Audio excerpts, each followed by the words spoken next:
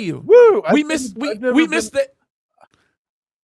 the heck out of you on the live show, bro. It's been a minute. Have I ever been on with both of you at the same time on this? I know we've done platforms. Yeah, I know we've done tons of stuff before, but never on my live show. It's been a long time. This is going to be fun. This is going to be a nice, big, beautiful balagan.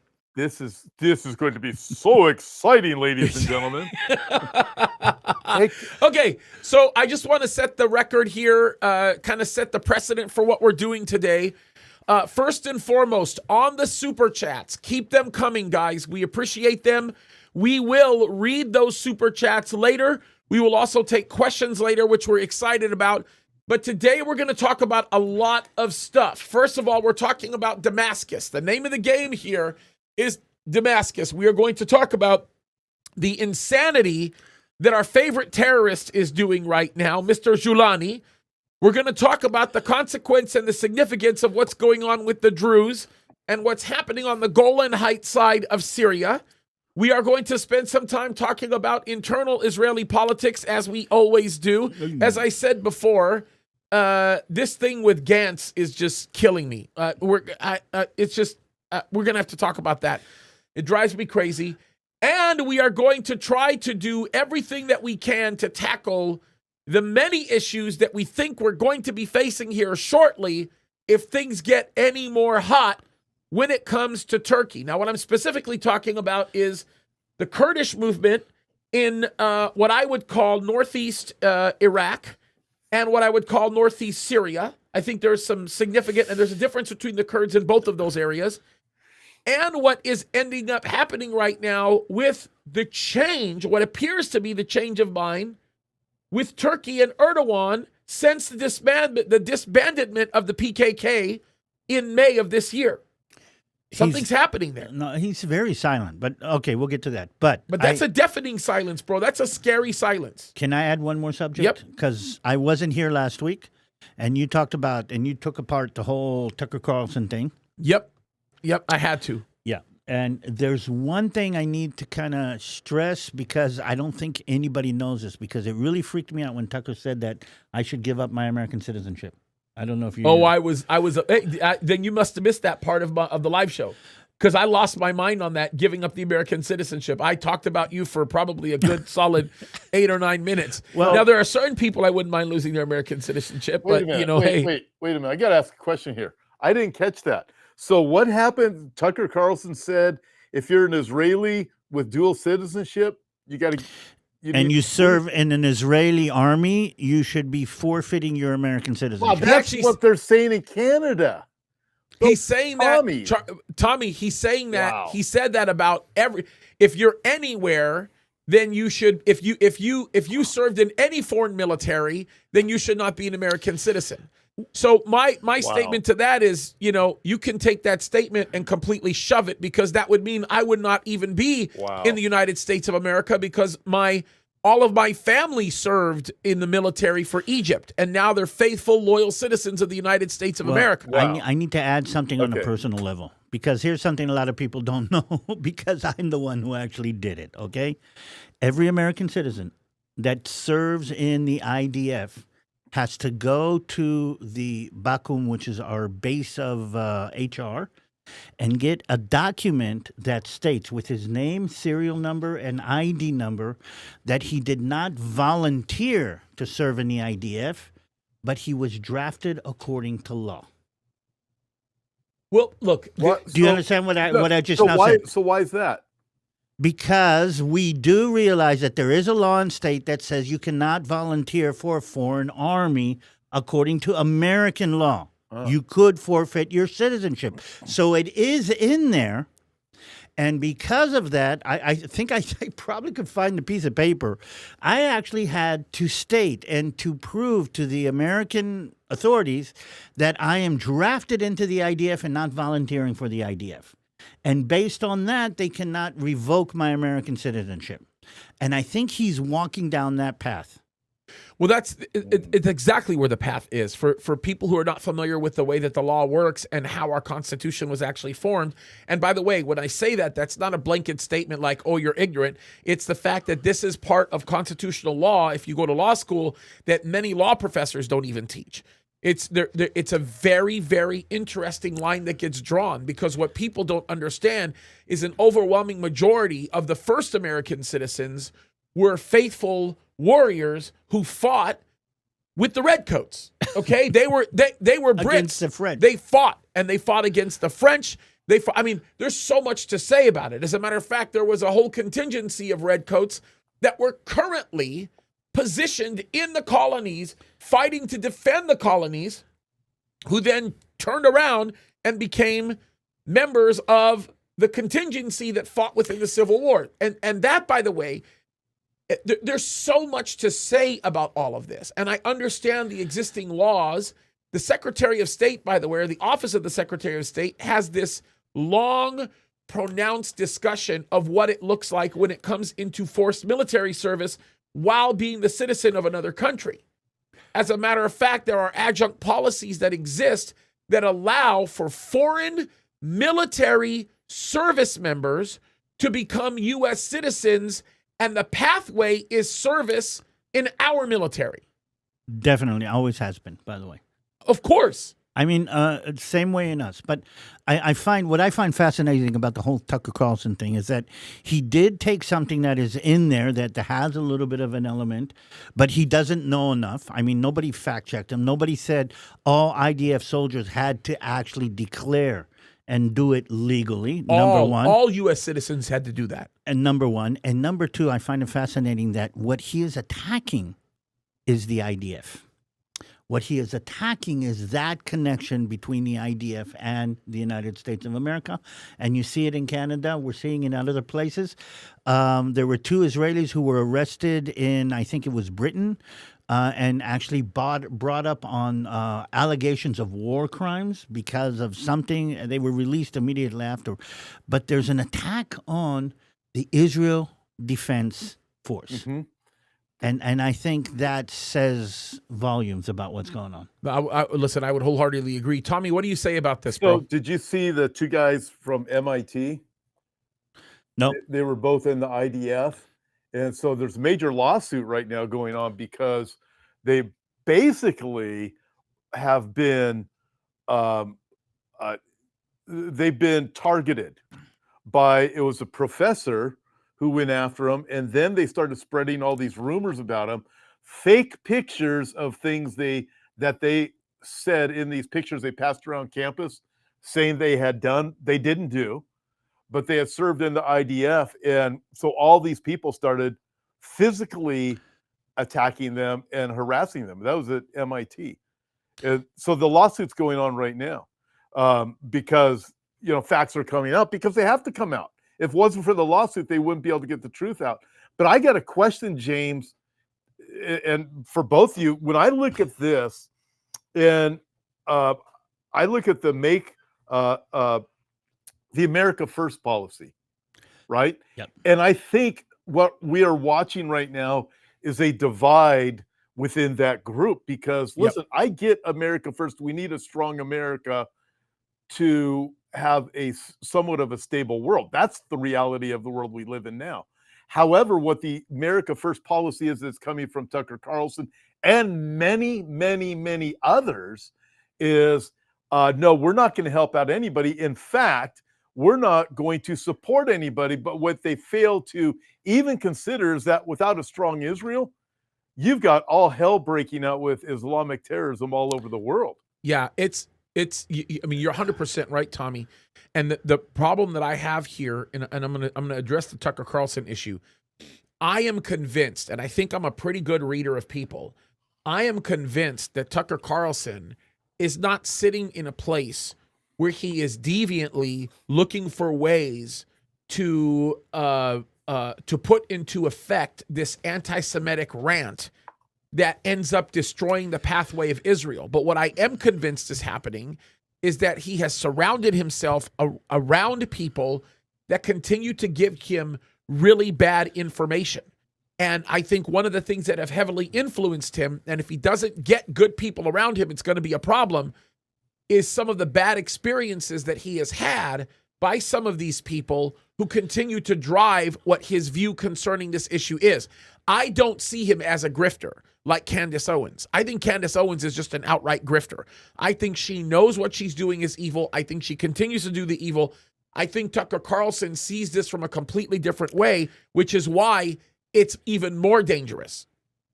I mean, and I know that. And that's the part that's really scary, because thinking about it in full effect does not, like, I guarantee you, like, if I were to sit down with Tucker Carlson face to face right now, and I were to say, hey, Tucker, did you know that when you make that statement regarding serving in a foreign military, you're actually targeting every single Israeli that's ever stepped foot into this country? Yeah. Because by law, if you are an Israeli, you are drafted in the IDF. You're required to serve in the IDF. Did you know that? Yes, Probably. No. I don't think that anybody has sat down to explain to him what the full implications of that kind of cause and effect is. And by the way, and that's me being very generous. That's me being very generous. It's willful ignorance. I'm trying to go a layer above, and I'm saying that there is a concentrated or concerted or correlated attack on the IDF, on Israel's military might. And I'm seeing that from different sources. We're seeing it in Canada. We're seeing it in Brazil. We're seeing it in different nations. And it's basically the concept of Israel doesn't have a right to defend itself. Israel shouldn't be defending itself. And maybe we can kind of get into what we're talking about right now, because it turns out that the IDF, Israel Defense Force, is not only defending Israel, and I want to change the name of the IDF to the FDF, which is the Freedom Defense Force, because we are defending people all over the Middle East, and that's going to tie us to what's going on in Syria right now. Well, yeah, and look, the Syria thing, there are 4 solid reasons why Israel was legally obligated to react to what happened to the Druze. Legally obligated. Well, and you can go the legal. I'm totally on the morally obligated. No, but listen, David, you're already, I'm just saying this right now. We need to play the game that these liars are playing. Mm-hmm. We need to deal with it on the leftist side. They are claiming that what they call the incursionary movement of the IDF was illegal in Syria. Bull. No, it wasn't. As a matter of fact, it was mandated by law per the UN Charter. Per the UN Charter, there was a responsibility. A literal, this is the legal term, a responsibility to save these people. That was the legal term. There was a legitimate, bona fide, by definition, genocide on the Druze. Does everybody know what we're talking about, or do we need to go into it? Yeah, let's get into it. You did videos about it. I did videos. Tom, I think you probably talked about it too. I've talked about it. I've never done a video on it, but my position with the Druze, I don't understand the legal side as well as you do, James. I look at the moral side, and I can argue that all day long because it's just unbelievable. But I'm really interested in your what's the legal side, James? The legal side is very intricate. As a matter of fact, I took some time to actually look up some of these laws, and I wrote some notes regarding what this legal side looks like. This is according to international law? This is international law. This is international law, okay? So there are 4... First of all, let me just simply say this, okay?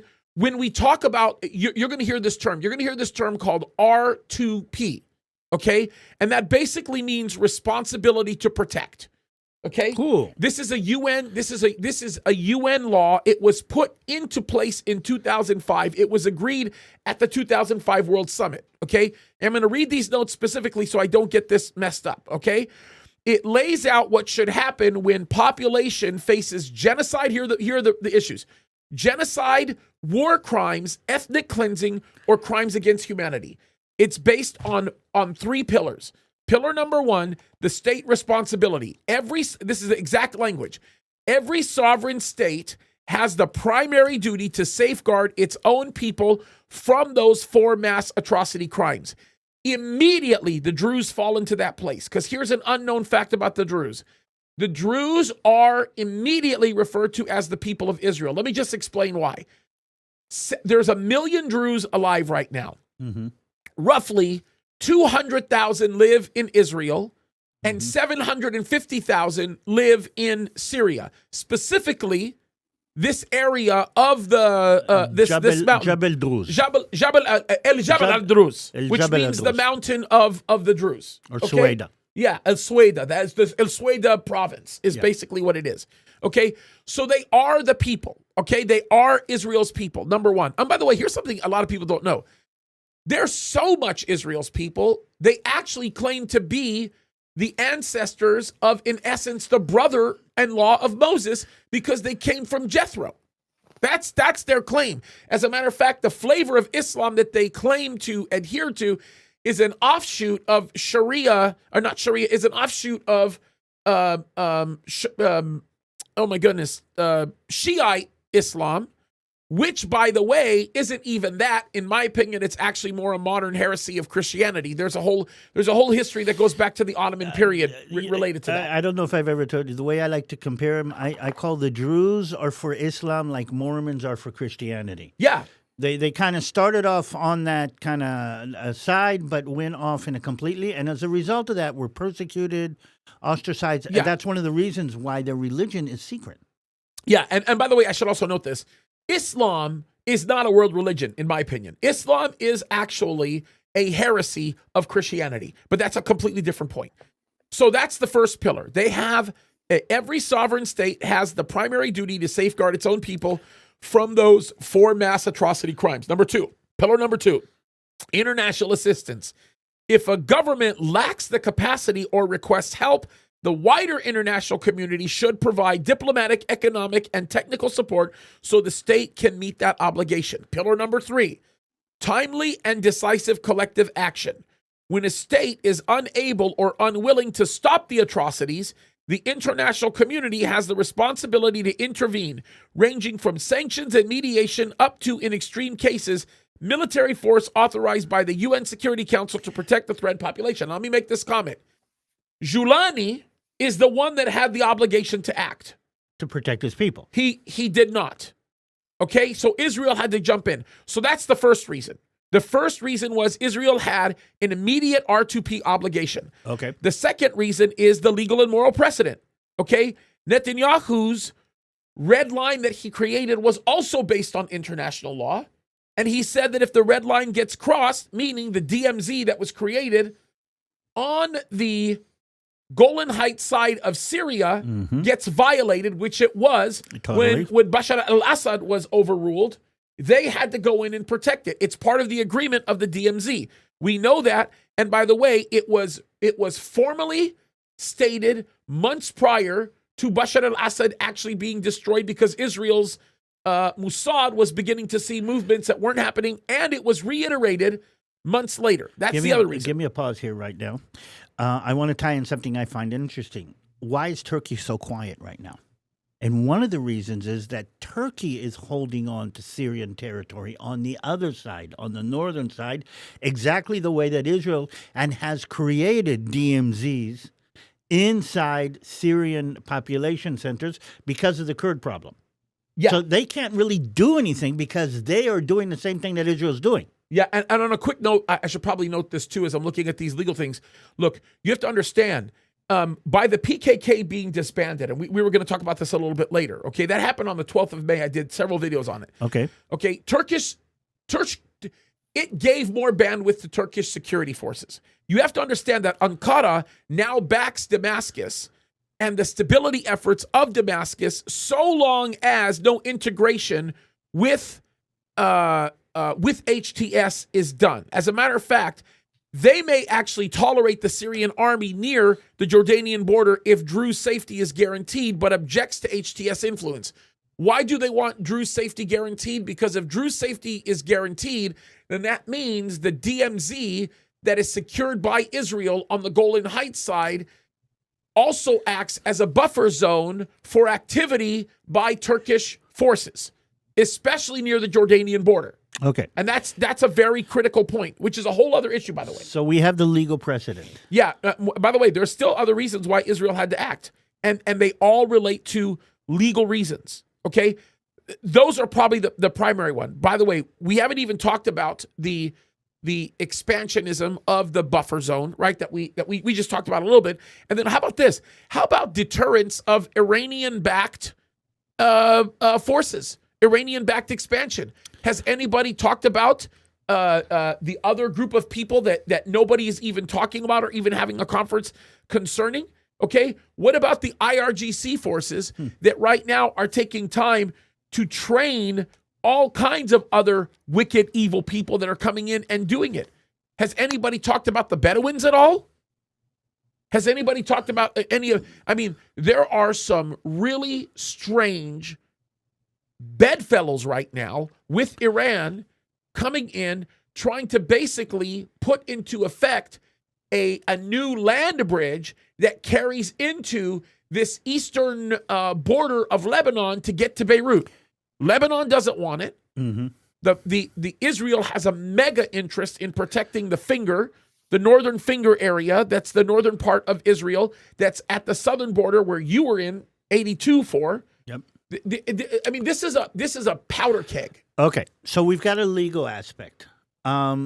Morally, Tom, what do you think? What's the moral reason? Well, so the Druze, was there 200,000 of them that live primarily in the Golan Heights? Correct? Yes. Yep. And they Yes. have been very faithful and loyal to the nation of Israel, Big time. including the IDF. And No, okay. So just to make a quick correction, there's Druze living on Mount Carmel. okay, I mean, we've been there, Daliat El Carmel. eat Okay, food there and all kinds of things. we have amazing falafel. There's the Druze living on the Golan Heights, and the Golan Heights Druze were a little bit different. They did not serve in the IDF. They were only Israeli citizens after the 6-Day War. So That before makes the sense, 6-Day War, 67. they were not, only after 67. So the Druze, what we call the 48 Druze, threw their lot in with Israel from 48.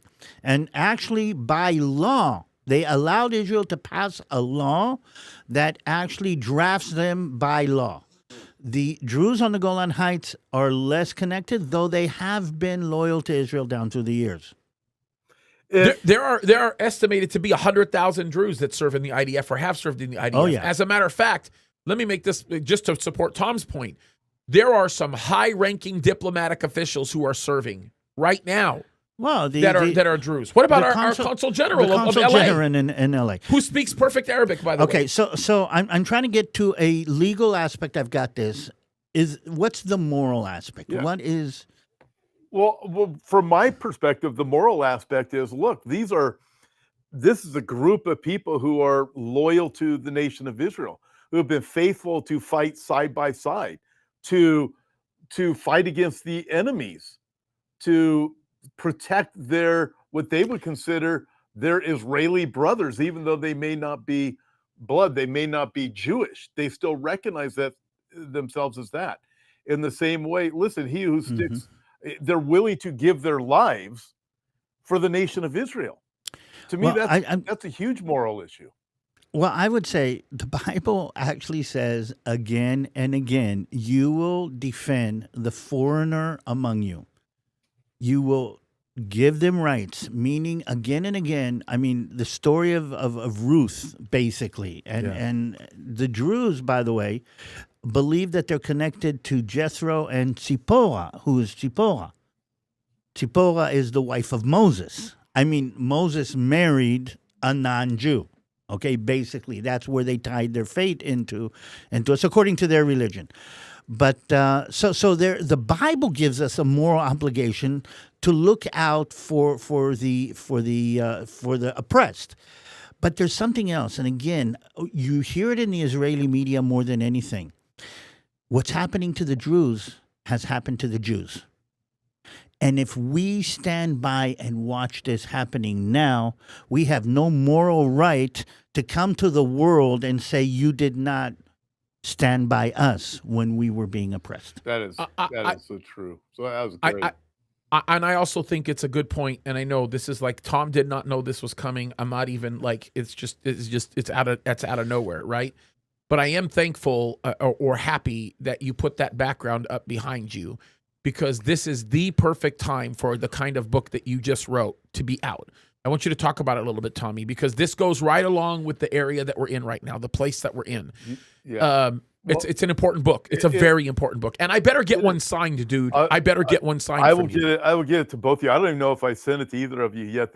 No, you haven't, and you better get your act together and give it to me. I will. I'll bring Santa Barbara, because we're all three of us, and Brandon Holdhouse will be in Santa Barbara in only like a few weeks, August 9th, and it's going to be a phenomenal conference. Everybody, so join us. So the book is called Israel's Place in God's Eternal Plan. And both of you are probably with me at this time. This goes back to 2012. I know James was. I taught a 7-week series. Remember, James, I was doing Sunday nights at 412 Church. It was really good, bro. For years. It was really good. Yeah. So I did a 7-week series on the nation of Israel, because even back then you were battling anti-Semitism. Oh, yeah. Updated it a few times over the years. About 6 months ago, I said, I really need to put it into a book format. So it's 15 chapters. And my goal was not to be argumentative, but to be biblical. And I wanted to get the average Christian who supports Israel to get beyond just Genesis chapter 12, verse 3. Because James, we know, David, you ask somebody who supports Israel that's like a prophecy person. Why do you support Israel? Well, Genesis chapter 12, verse 3. I'll bless who's blessing. I want to be blessed. And that's it. If they pull it out like a Lucky's rabbit foot, or that's the only verse they know. So what I did is just laid out chapter after chapter, all these the spiritual purpose for Israel, God's cost of Israel's cost of disobedience. I went through the prophetic implications. What's should be the church's role with Israel, and also what does it mean to support Israel? Because there's a lot of questions about that, which speaks to Tucker Carlson's and others who just can't wrap their head around it. And I felt like, it's just time. And I wrote it and did the series a while back. I didn't know 3 weeks ago that we were going to be where we are. I didn't know that, but I needed to put it together. And so that's what I did. But it's just loaded with scripture is what it is. It's an important book. It's very important, because we need to better equip believers on understanding why defending Israel is important and how it's directly tied to the blessing of our own families. Before we leave the Druz thing, I want to add on one more aspect to this, and I think I'm probably the only one that can touch this. We talked about the legal. We talk about the moral. And again, I'm going to say the Jewish element of what I said on my podcast last night is that God gave us a chance to prove who we really are. God gave a chance to Israel and God's people to prove what our moral compass actually is. Yeah, I would agree. And as opposed to everything that everybody's saying about us, we had to put our money and our blood where our mouth is. And I think that is something that I find fascinating. Again, excuse me, God is showing the world. But I want to add one more thing. And that's something that people don't really understand. And that is the concept of brothers in arms. Only somebody who's been in combat can realize the tie that is created between somebody who's been with you in the foxhole as the bullets whiz overhead. I would go to fight for the Druze in Syria, me, personally, without the legal, without the moral, without everything, because Druze friends of mine have fought with me for my country. I mean, we watched Bibi Netanyahu give an award amongst, he calls one of the bravest IDF soldiers to that Druze kid that went in and basically saved probably 100 lives in Kibbutz Be'eri. And what I'm trying to say is that the brother in arms concept that only somebody who's been in combat can really understand, it's what we would call a blood oath. It is it's more than moral. It is deeply personal, and this is something that a lot of people don't understand. That goes above and beyond. Ask any Israeli soldier, Ask anybody who has fought in any of the Israeli wars. If they would put their lives on the line for the Druze, they would say yes, because they've put their lives on the line for us. It is a blood oath, and I believe, I mean, I get all excited when I talk about it. It's something so deeply personal for somebody who has been in those kinds of situations. We owe them a life obligation, a life debt is the way. And sometimes you see it in movies and everything. You've saved my life. I have an obligation to save your life. And that's a very, I'm going to say, macho, military, pride, honor kind of thing that actually supersedes is added on to all the things that we're talking about. Amen. Amen. Can I add one more thing, because it speaks to this, but it speaks against this? Yeah, of course. It helps us to understand. James, you read all the UN, the legal positions, and then you talk about the IDF coming in and supporting the Druze. So Antonio Guterres, it's going to be bad right away. Let's mention his name. This is what he tweeted out just the other day. I'm alarmed by continued escalation of violence in Syria and unequivocally condemn all violence against civilians. I condemn Israel's escalatory, whatever that word is, airstrikes and reports of the IDF's redeployment of forces in the Golan. I call for an immediate cessation of all violations of Syria's sovereignty and territorial integrity. So that is, this is the UN over and over again. So here it is, everything you just described, David. And I think what people don't realize is it's the propaganda war that Israel faces. We started off this program talking about the IDF, just as James, you mentioned, it's the IDF, or David, you did, it's the IDF they're going after. And you see this they're going in to protect. They have a moral obligation, a legal obligation by the UN's own rules. And here is the UN coming after them while there's a real genocide taking place in Syria. And yet in Gaza, they say Israel's committing the genocide. Oh, it's ridiculous. It is. Guterres is a devil. He's a terrorist. The United Nations is the largest terrorist organization in the world. I totally agree. Full stop. 1000%. Full stop. Absolutely agree. They're the largest terrorist organization in the world. They're bigger than Hezbollah ever was, bigger than Hamas, bigger than Islamic Jihad, bigger than every single one of these.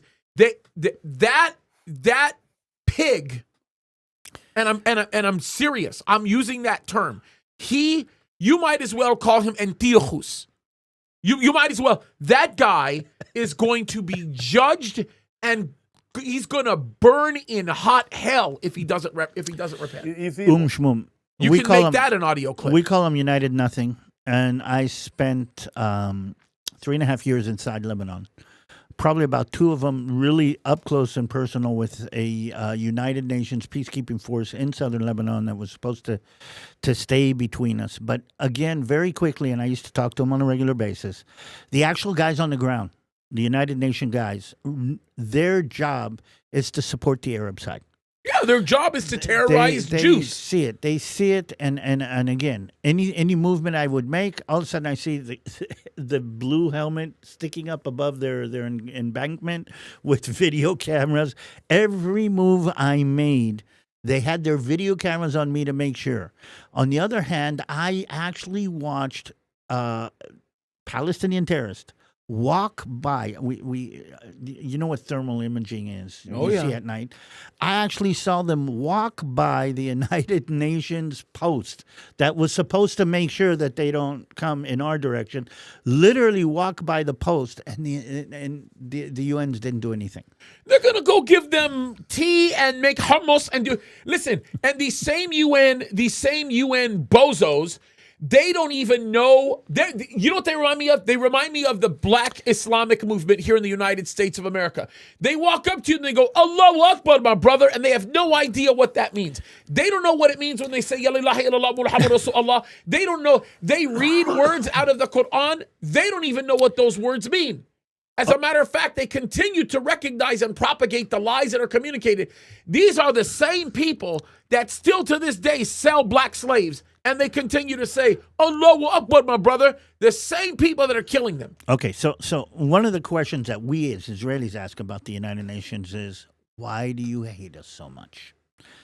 And this is a question that we've been asking for ages. I mean, Shaitan, that's why. well, yeah, I get that, but what have we done to the United Nations? And one of the things, maybe I'd like to hear you guys' opinion on it. The United Nations is like a democracy of nations. The idea is that the nations get represented, and in a democracy of nations, just like any democracy, the minority is always at a disadvantage. How many Muslim nations are there? How many Jewish nations are there? And if you're having a contest in a democracy of nations where each nation gets a vote, of course Israel's going to lose every vote. So is this the right way to decide things when the democracy is working? And another thing that I think is fascinating on the moral sense here, the majority is not always right, and I'm going to say even more than that. In most cases, the majority is wrong. Dead wrong. And this is a classic case of that.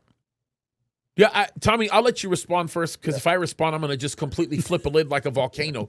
I'm going to just blow up. Okay, well, I'm gonna see if I can get James to blow up, because everybody loves it when I throw some gasoline on this thing. Let's save some of that energy for recording later, bro. Okay, so let me. Mine's going to be a spiritual dynamic, but I look at it this way. So the UN has in front of their building there in New York, they take the quote from Isaiah: "They will beat their swords into plowshares and their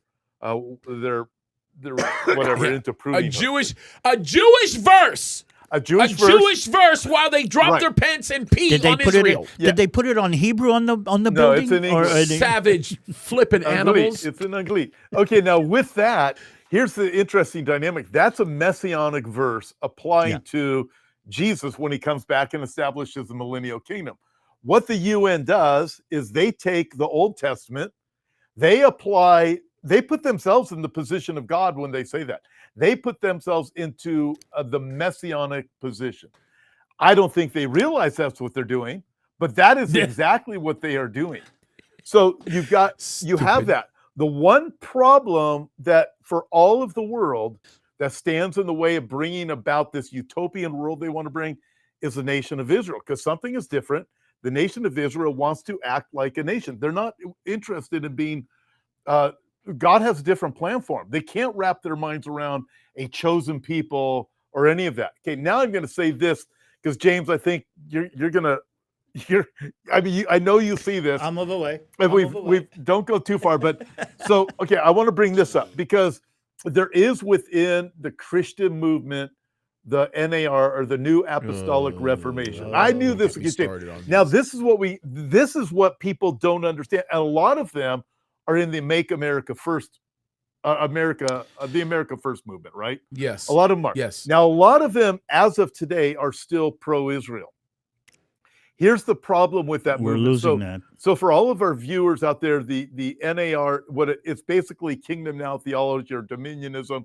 We're going to fix the world. We're going to bring about a global government that's going to be it's going to be beautiful, and then after we fix it, then Jesus will come back. Which is almost as evil as replacement theology and anti-Semitism. It is. It's the same thing. So what's going to happen is the same thing with the UN, with the NAR that is really in a lot of Christian churches, is they have to turn against the nation of Israel. The religious aspect does. That claims to be Christian right now, that's part of the NAR. The reason why is because they will get to a point where they're going to realize we can't create the perfect world because the Jews really are the problem. The nation of Israel isn't going along with us. Listen to Kaddis. So, exactly. So the NAR movement within Christianity, which is probably absolutely massive, it's going to happen. It's probably going to happen soon. They will turn against Israel. And so as we see what's going on with the UN, it is spiritual. And we know also, James, I believe what's happening right now within the church is a Gideon moment where God is dividing and there's these certain things that are becoming telltale signs.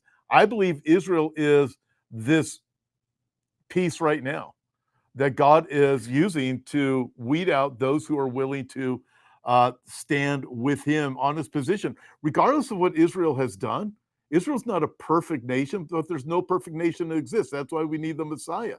But regardless But of that, But this is the kind of thing that I want to just shove down the throats of these ignorant people who claim that they cannot support Israel because Bibi is corrupt.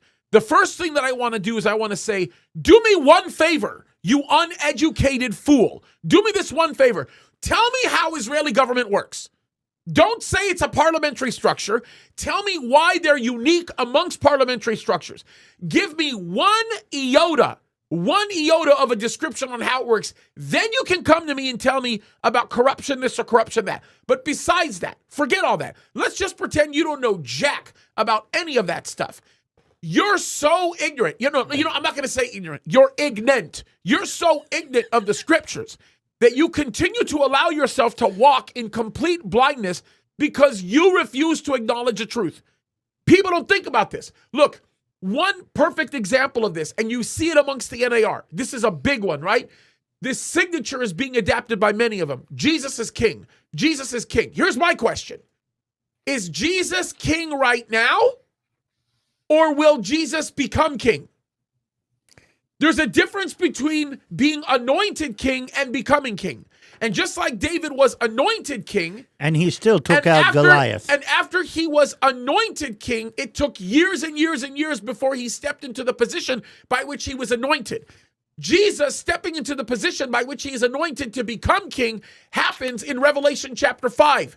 And we begin to see it look and take place and move into that section. The problem is people don't get it. How about we stop? How about we make it even more simplified? How about we talk about Israel being a corrupt government? Why don't we just talk about the story that we read about in 2 Kings, where Elisha is giving advice to the king of Israel, not the king of Judah, the most corrupt king, one of the most corrupt kings that ever lived. There was not a single king in Judah who was in Israel that was a righteous king. He continued to protect them to the point where the enemy king goes to his own people. This is in 2 Kings and says, who's the rat? Which one is the rata? Who's the one that's ratting? And you know what? Their own lieutenant goes back to the king and says, nobody's ratting. There's a prophet of the Lord who can tell you, because God tells him, what you're talking about with your wife in your own bedroom. God gave the northern kingdom of Israel victory after victory after victory after victory. Yeah, for a while. God tells a prophet to go marry a whore. He says, marry this whore, sleep with her, have babies. They end up having babies. He tells them, this whore is going to go back and do what she normally does. She's going to cheat on you. She's going to sleep with other men. She gets to the point where she does her whoring thing so consequentially and so significantly that she ends up getting into slavery. And then God goes to Hoshea and he says, hey, listen, go back and buy your whore wife back. And not only do I want you to buy her back, I want you to redeem her and I want you to love her. Then I want you to turn around and tell all of Israel, not just the southern kingdom of Judah, tell all of Israel, I'm not done with you. Just like I married a whore, just like this prophet did so, I recognize that you were unfaithful to me, Israel, and you're going to continue to be unfaithful, and one day I'm going to redeem you back. Go, Candace Owens. Tell me on biblical authority. Tell me you're a Christian. Go, you NAR liars. Tell me on authority. Say you're a Christian. You don't know the Bible if it walked up to you and slapped you in the face and bit you like a rattlesnake. You are ignorant fools. I want to add a Jewish perspective to this, maybe that will help explain something. And this is part of what I'm worried about in this event, okay? And that is this. Jews see the anti-Semitism of the world and are not surprised. We know this. It's happened before. We know this. It's part of our DNA.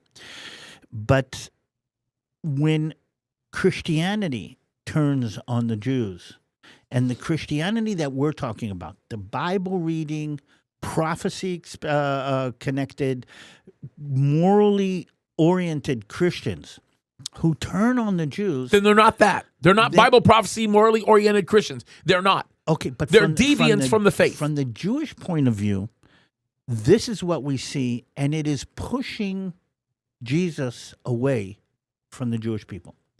And that is something that I'm deeply saddened by. And the enemy uses the Christianities just like the enemy uses the Jews against themselves.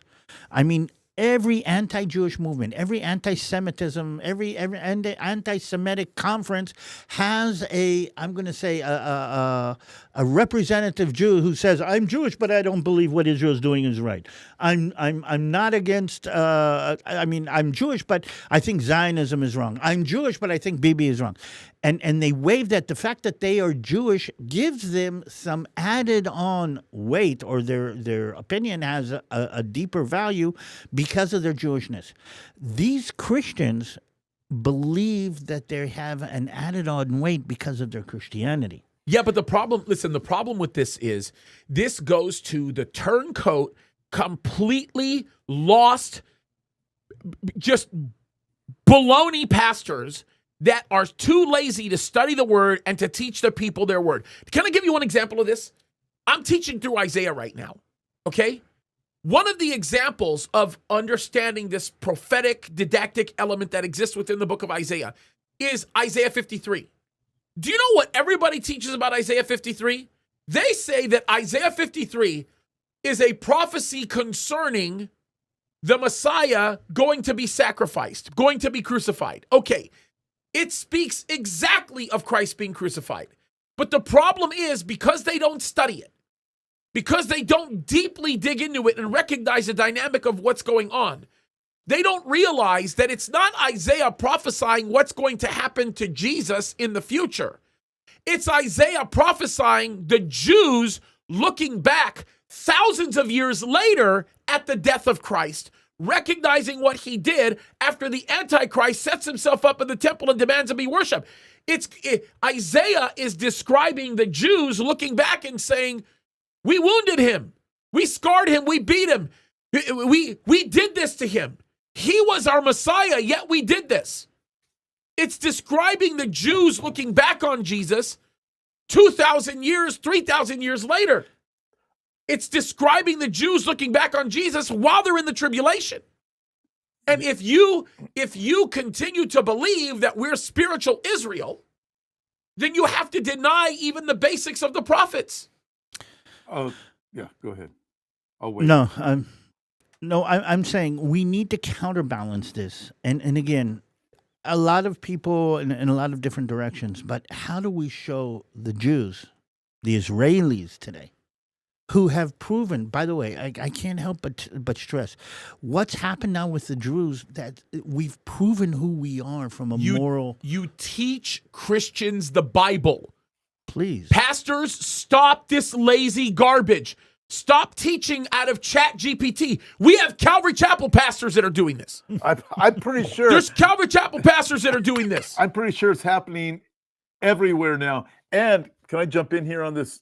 Yes, please. So Isaiah chapter 53, I wholeheartedly agree with you, James, is Israel's going to look back like Zechariah chapter 12, looking upon him whom they pierced. Yes, mourning exactly. as one mourns over their only son. They're going to recognize it's going to be an evangelistic tool. Right now, David, when I talk to Israeli Jews that are not believers in Jesus, I brought up Isaiah 53 with some of them before, and predominantly they say, well, we are the suffering servant, and we're going to be vindicated in the last day. But that day's going to come when their eyes are going to be open. I'm firmly convinced. Regarding Christianity, listen, the by far, hands down, the number one group that supports Israel and the Jews throughout the whole world is not so much the Christian church, it's those who believe in Bible prophecy. And 100%. I find that interesting, and that's part of the problem. It's a very small group. The Bible prophecy world is not a large group, but by far the most supportive. And listen to this, in Nazi Germany, as for all our viewers, I know you guys know this, the church who supported Israel 1932 to 1945, that it divided the German church, and at the urging of the Nazi government, supporters formed the German Christians movement, which was intended to unite all German Protestants. We see this happening with the Candace Owens. That's happening. And what they did is they de-Judaized the New Testament and came up with their own Bible called the Message of God. They de-Judaized it. And it was, I think it was like 80% of the church would fall under that category. You had the Dietrich Bonhoeffers and them, but you had this major movement. They either ignored what was going on, or it was this German Christians movement. This is what's happening now. It's de-Judaized. Replacement theology de-Judaizes. NAR will come to a place of de-Judaizing because they're going to have to in order to bring about their kingdom now theology. They're going to have to go there. So, but we see this, and Candace Owens is just part of the problem. But the only way we can really combat this, David, is through doing these programs. It's through it's the propaganda war, and we've got to do it and inspire others. And I talk to every pastor I can out there, James. I know you do too. That we have associations with and say, look, you got to teach on this. If you can't, let us come in and teach it. Like when we're going to be in Santa Barbara, praise God, we get to go there. That the pastors invited us. He doesn't teach on Bible prophecy all the time, but he understands the problem, and he's willing to have us come in. And listen, it's all about the fact that these young people continue to be lazy. Look, this is the problem. Look, I'm going to just say this. This is the problem with these young men. I was just talking with my assistant pastor about this earlier this morning. It's like, look, I know I'm going to offend some people when I say this. If you're a young man and you're 18, 19, 20, 21 years old and you're single and you spend more than an hour or two in a 48 to 72 hour period playing video games, you're a loser. No, I'm sorry. You're a loser. If your whole idea is wrapped up in making yourself feel good, you know what? Shame on you. If you're not busting your butt, if you're not if you're not getting out there and busting your tail to learn this stuff, go to one of these new senior pastors that have taken over for these other guys that started this work and inherited. Go to them and ask them basic, simple questions. Go to them and tell them, summarize the book of Revelation for me. It's a basic, simple question. If you don't know how to summarize that book, you don't belong in the ministry. Quit. Go to them and say this. No, let me take it further. Go to them and say this. Summarize the Bible. No. Give me a summary. Take me through every book and give me a few minutes of a summary. If you can't do that, quit. And whatever you do, don't look at your phone and type in your question in ChatGPT. Do you know, by the way, how many times I've gone into ChatGPT? I actually had to contact the people at Logos, the Bible software people, and I said, you need to develop better AI technology to implement within your Bible program, because guess what? ChatGPT doesn't know jack about the Bible. No, of course not. But my whole point is like, even if you use those tools, and listen, you cannot escape it. People are using AI everywhere. But my whole point is this. These people don't know the Bible to save their lives. Candace Owens wouldn't know the Bible if it walked up to her and slapped her in the face. I've put out these open invitations. The comedians that come out there that are self-proclaimed subject matter experts. You know what? No one's going to Dave Smith and telling Dave Smith, let's talk about the foremost authority by which we come to these conclusions. Let's get into the scriptures. You defend Muslims. You defend the Arabs. Give me one phrase. Give me one. Give me one. There's not. They don't know. They don't understand what they mean. These dumb college kids that are walking around already being brainwashed on campuses. They're running around. Allahu Akbar, Allahu Akbar. They don't even know what they mean when they say that. They don't know who Allah is. They don't understand the fact that we don't even have a single extant manuscript. Not a single one of the Quran. Not one that dates back to anything earlier than the 9th century AD. Muhammad died in 632. What are you kidding me?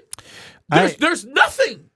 Something just now hit me on the head, and I'm curious to get both of your reaction to this, because this is weird.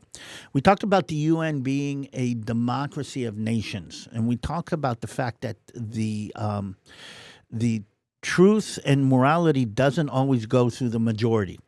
And I think that's something that we as Christians and we as believers can accept, that the vast majority of humans are definitely wrong and broken.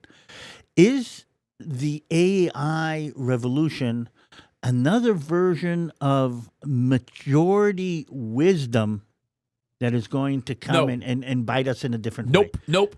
The AI revolution is what I would refer to as the spirit of Antichrist. That's exactly what it is. AI is the brand new Tower of Babel. It's what fuels a trans movement. It's what the technology is being used to do exactly that. What it does is it removes the collective consciousness of God by assuming the role of God itself. That's what the spirit of Antichrist is all about. So And by the way, everybody who's listening to this podcast uses AI. Every single person. You can't. If you have a phone, you're using AI. Even if you have a flip phone, you're using AI indirectly. If you drive on the street, you're using AI. Okay, so what I'm kind of asking is and there's a very interesting science fiction story that's connected. But when you ask the AI a question, does it accumulate all the knowledge? I mean, if you ask, Yes. let's say, the AI a Yes. question, does it accumulate all the knowledge of what we know humanity knows and gives you an answer based on that? Because Yes. if that's true, by definition, it's sinful. Yeah, so let me... I do what you're saying. Did I It's make because sense you're here? talking about the wisdom of man. But this is like, for example, where I would use AI, let me just tell you like a context where I would use AI, okay? If I'm studying something in the Greek, and I say I want every occurrence of the present active indicative within the context of the use of this particular verb prior to or after the use of the split infinitive, give it to me. That's where AI would become useful for me. Because to do a word search like that and figure out how, by the way, for those of you Greek people, you would understand exactly what I'm talking about. For those of us that are doing a word search like this, you would know why that becomes important, because that could take me 4 to 5 hours, and even then I wouldn't have a definitive conclusion as into where it goes, because it's very difficult to parse a verb within the context of the way something is used. I could tell AI, ignore the Septuagint, give me every occurrence of this within this particular manuscript. It's very easy to do. That's where AI would become useful for me. AI would also become useful for me in some areas in a very limited capacity of things that I would do that might be related to some level of the organization of data. AI also becomes useful for me is if I'm taking a bunch of notes that I put together, I'm brainstorming a bunch of stuff, I drop it into AI and I say, organize this for me. Okay? That can be useful.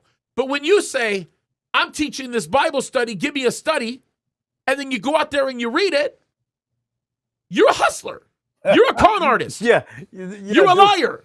No kidding. And when we look at the dynamic, here's right now how it works is you can put in, depending on how you form your question, you're going to get back an answer. And it is collectively collecting everything.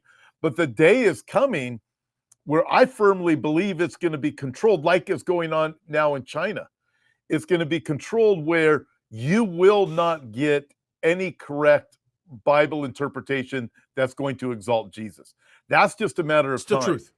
It's the truth. Bible software programs, Bible apps are going to be gone unless they are all compliant with AI. I mean, you see what you're not allowed to do in Islamic countries and in China. Oh, yeah. And what they're trying to do in the Western world. That this will have its zenith during that beast kingdom that's coming, where AI system's going to be controlled. Right now, you can still get good things out of it depending on what you're putting into it, like James said.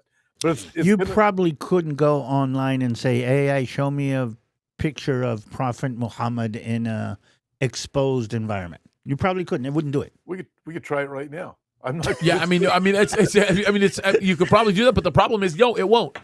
It won't. I mean, there's certain things now you can look. Look. AI can be used in some pretty remarkable ways that can obviously be used by God to further the kingdom. But it is being controlled. But are you kidding me? Of course it's being controlled. Let's make it, because that's the thing. It's like everything. Of course. I want this point to go deep and down to everybody who's listening to us. AI is being controlled. Do you know how long it's taken me to develop a prompt? One single prompt within Grok or ChatGPT that will stay honest concerning the facts that I always wanted to mine data for. Do you know how much work it took? Bro, it's lots of work. It took a lot of work. Can I give you a great example? I told AI just for fun, just for fun, I took a screenshot of Benny Gantz, okay? And I said, identify this guy for me. And it said, I cannot identify it. Then I said, ready for this?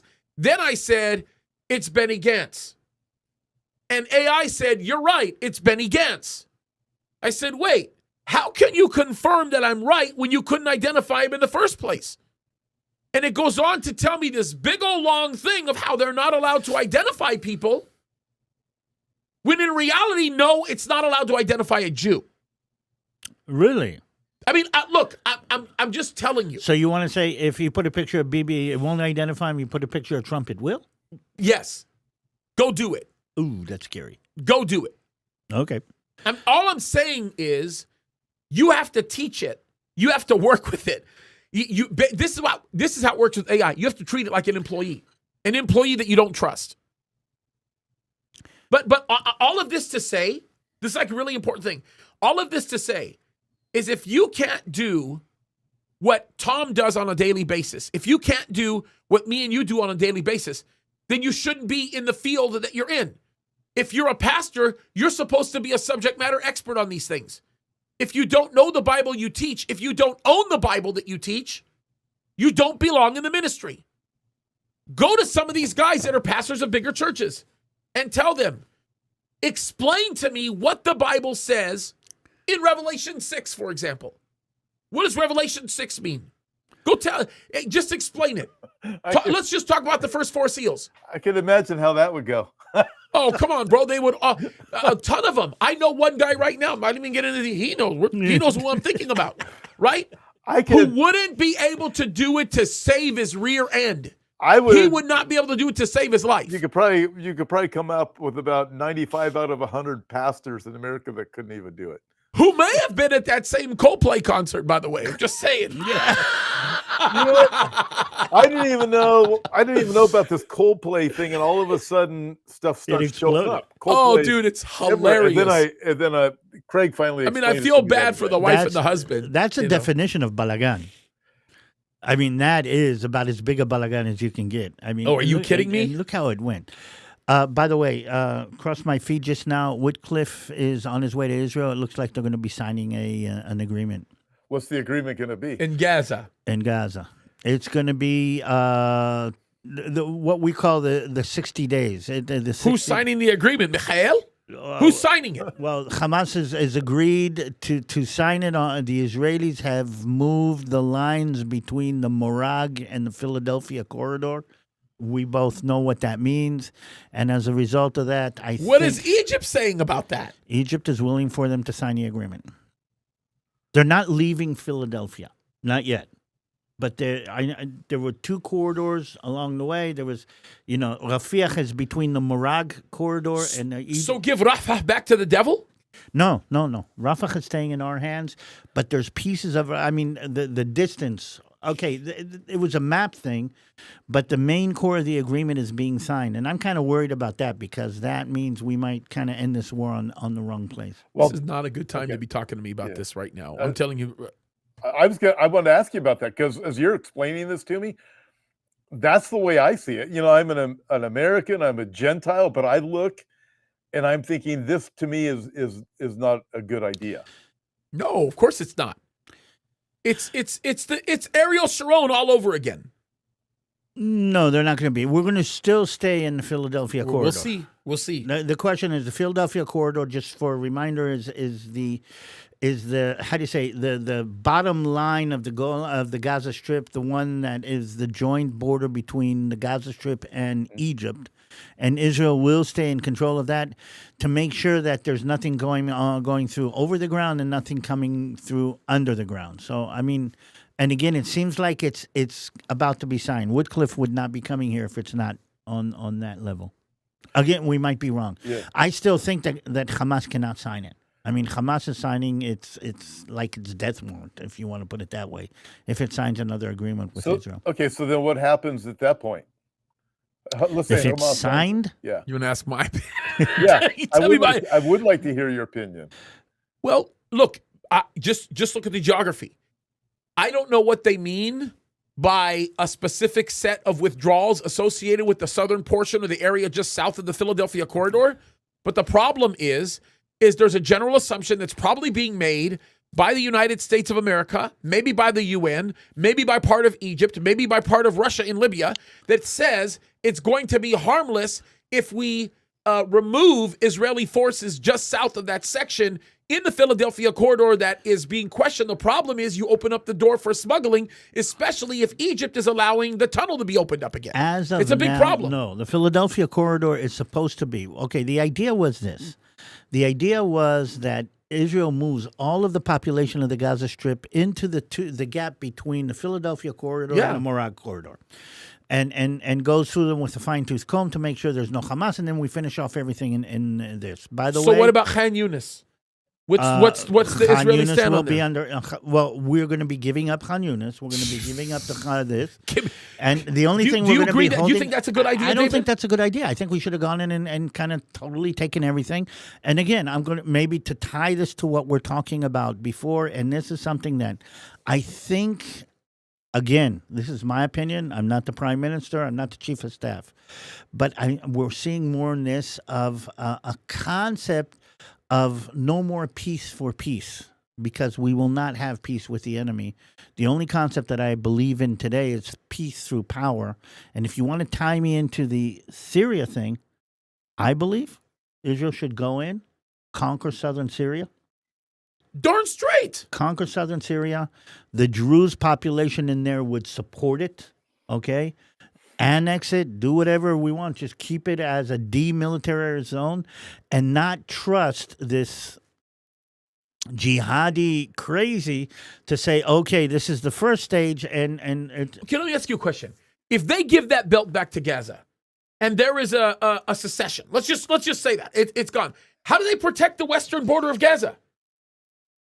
no. How do they keep people like Again, Kibbutz Be'eri from being affected again? As of now, we're still on the Philadelphia corridor. Yeah, They're but not giving that back. But you're giving up the active position in the West, right? Wouldn't you be doing that? No, If they're giving those areas back up? Again, this is not a good situation for Israel. We're all agreeing on this. It's not a good situation. But I think President Trump has pushed Bibi into a corner. And again, I'm using President Trump and Bibi. I mean, the need of the United States for some kind of let's get this over and go to the next stage of what we're talking about. And this is the last knot, the last bottleneck, the last thing holding everything back. Trump's got this whole massive idea, and I think Bibi's in on it. And this is the only thing holding it back. And they're willing to make concessions for this, which I think is a mistake. I think, Boy, oh boy. you know, when you look at Israel's history, this is what Israel has always done. If you just go back to Saul, what did he do with Agag or Agag, whatever you want to call him? He didn't finish off that problem. And Israel's just throughout entire Israel's history, they've looked to other neighbors for their security, and Israel's in that position right now. But we do know biblically, God is going to put Israel into a position where they can only look to him. And I just see this as being an opportunity for the enemies of Israel to live for another day, to regroup. Whether it might be small in Gaza, but the problem has to be dealt with. Same thing. Iran's still a problem in my book. Iran is still a problem. So is Syria. Syria is a huge problem. Turkey. Then why the heck are they playing the Manasseh game? Why are they making alliances in the region? It's not even an alliance. You know what? Forgive me for using the Manasseh illustration. Manasseh chose to make an alliance in hopes of defeating the enemy, which actually backfired on him, which we completely know what the story was there. That's actually what God used to cause him to repent. But besides that, let's just drop that for a second. Why in the world are we conceding to an enemy that we know is going to come back and bite everybody?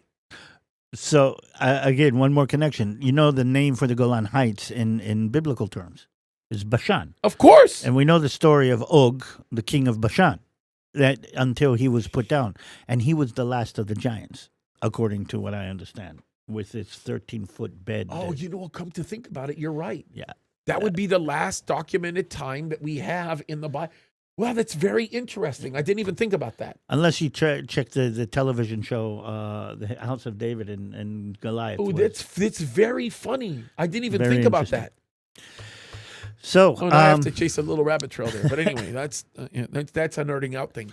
But yeah, it drives me crazy. It drives me absolutely crazy. what do you think the deal is going to be? This deal that If the deal is not predicated upon the complete and total unconditional release of every single hostage, then we have a problem. The reason, we all know this.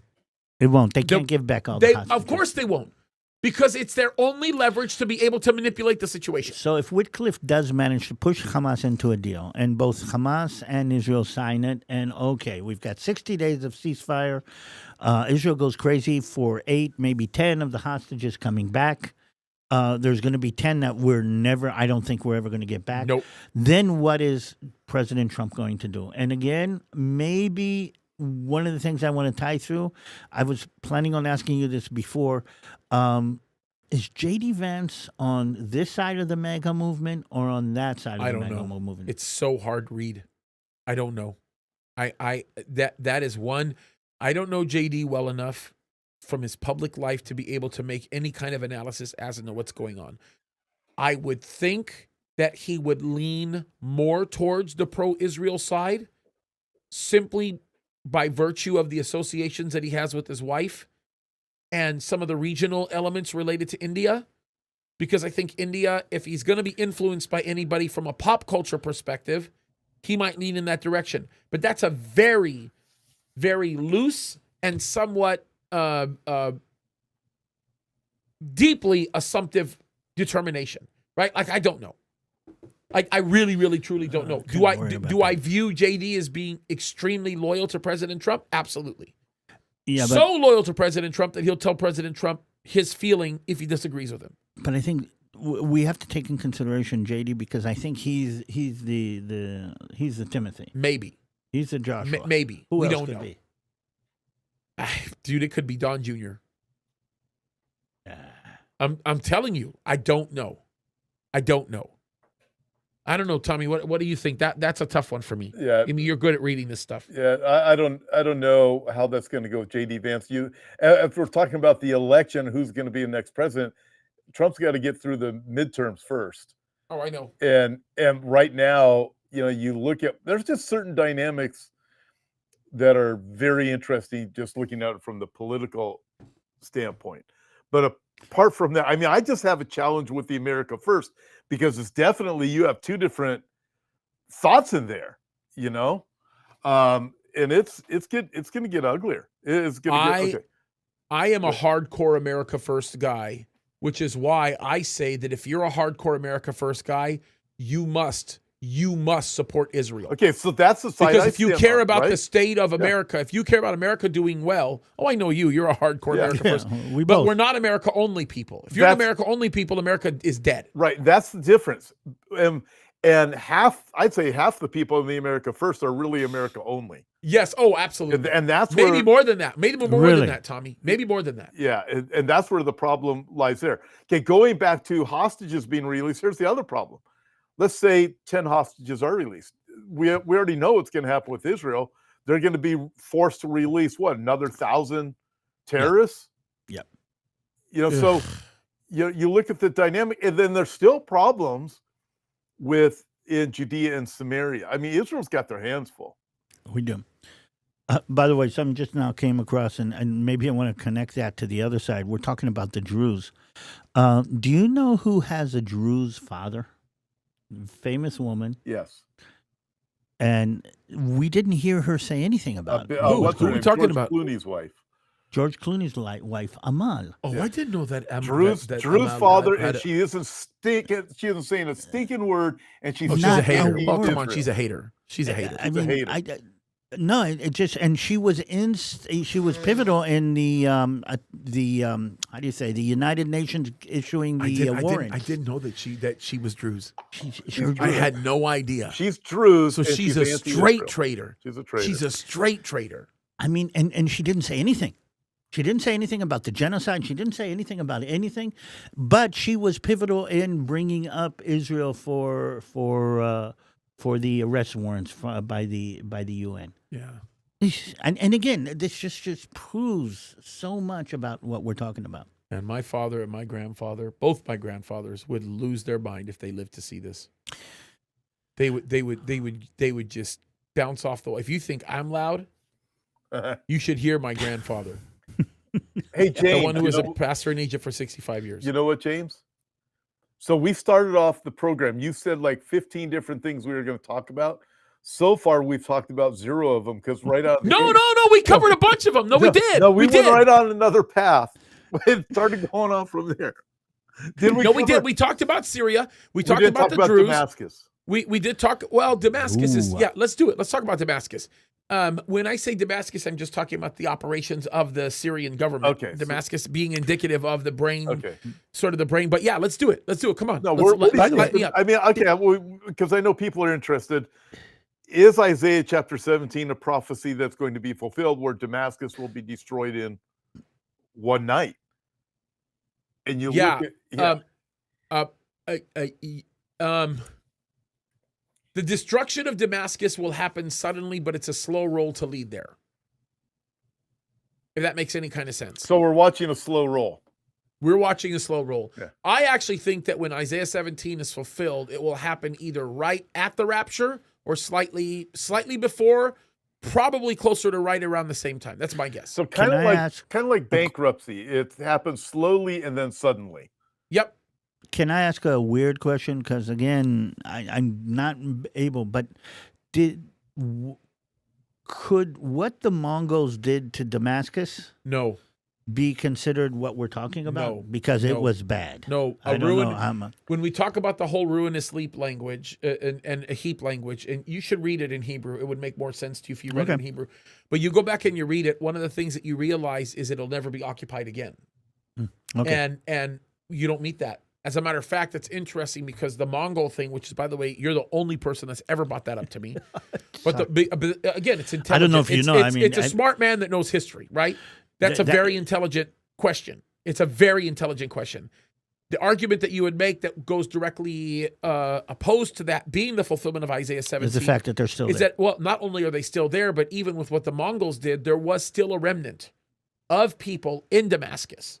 Specifically, that's a very long story, but there's, by the way, there's a massive relationship to the Ottoman Empire in that story with the Mongols. Oh, yeah. A massive relationship. But it was never destroyed to be to remain unoccupied ever again. So Damascus is still there and is going to be there until the end. Is that what I'm understanding? Well, I think prior to the end. Yeah, I would agree with James on this. It's going to be prior to the end. When I look at it, it's going to happen. It could be something that we see, but could happen right after the rapture. But it has to be something on that level. It has to be something that is technologically above and beyond anything that we've seen. It doesn't. There has to be a reason for the destruction of Damascus too. Yeah, my belief is it will be the very thing that becomes the immediate predecessor of Ezekiel 38. Because the only way that I see an attack coming from the north, the way Ezekiel 38 describes it, is for Syria to become so inconsequential that it becomes the staging area and the stomping ground for the other nations. A corridor for it does. Yeah. Well, interesting, because in Ezekiel chapter 38, verse 7, there we read that Gog, the leader of Magog, becomes a guard for the troops. And the implication is there's a staging area. Yeah, that's right. They're making sure the troops that are coming against the land of Israel are guarded. So now with that, also we have the other problem with Ezekiel 38. And I'm kind of glad that this came up because, James, you and I both know we constantly hear this is Ezekiel 38. I mean, how many years have we been pushing against that? I know. It's so ridiculous. It's like, it is, and it's bad. Listen, there's some bad eschatology that's out there. People get excited about it. This is it. This is the war. No, it's not. I mean, there's significant things that have to happen within Israel that get Israel to that place of peace. And I thought for a long time, no, Isaiah 17, destruction of Damascus will likely happen before Ezekiel 38, and it's not till after Isaiah 17 before Israel will be in a position of peace. And it's possible. Again, this is just I'm looking at it from a biblical perspective. What's going to get Israel to the place of dwelling without bars or gates, living in tranquility and safety? No, it has to be substantial. And it has a mega deal put together by President Trump. Well, that's the thought. I don't think Trump's plans are kind of falling apart if you look at what's going on with Jelani and I mean, you got Qatar mixed up and stuff. You got the guy from Turkey who's clearly anti-Semitic. He has his eyes set on Jerusalem. Yeah. So they all hate. The only thing they hate more than each other is Jerusalem or the Jews, right? So, but when I look at it from Ezekiel 30, because if Judea and Samaria and Gaza also have to be in peace. So what is being described right now with Witkoff or Wycliffe, whatever his name is, it is Gaza's not going to be in that place of Ezekiel 38 yet. You still have the problem with enemies. So Israel's not going to be able to say, hey, all is good. There's no way. I mean, Israel's the opposite of that right now. And again, what I'm hearing from Israel is there's no more peace for peace. There's only peace for power, or power for peace. And basically Israel is saying we're not going to trust anybody ever again. And which is why I think there's a very good chance that Israel will go into southern Syria if he doesn't get his story together, and might even go back into Lebanon if they don't get their story together, which is being negotiated right now. Yeah, and Ezekiel 38 is complicated. Is made complicated by lots of people who, like I said, they just don't read the Bible. They don't know it. Like, for example, I've heard people say that Ezekiel 38 is the same thing as Revelation 19, or that it's loosely referred to in mid-Revelation. I think it's like right around chapter 11, because they see these terms Gog and Magog thrown around, and they just don't understand that we're talking about the title of a specific leader within a specific region. And it takes on a completely different implication based on the reference to the geographical location. So people like this is, it's the same thing as the 200 million man army conflation with China, and the same thing. If you don't get the placement, that's the issue. But look, let's go back to the instability that we're seeing in some of these areas. This is Trump's MO.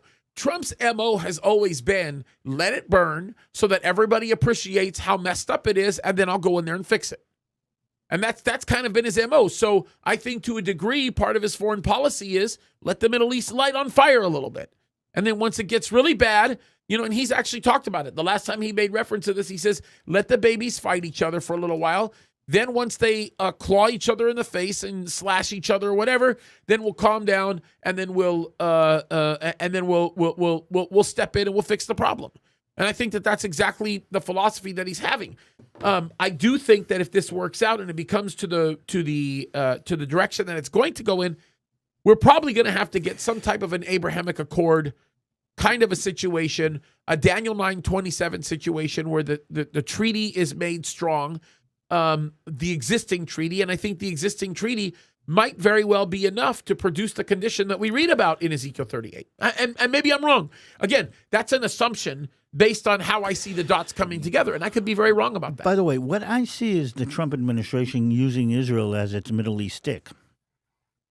And look at what's happening in Syria. The last thing Trump wants is a massive genocide, an actual genocide, happening in Syria while he is actually supporting this new government in Syria. But on the other hand, in the past, they would have put American troops in there. Now they don't have to put American troops. They're using Israel.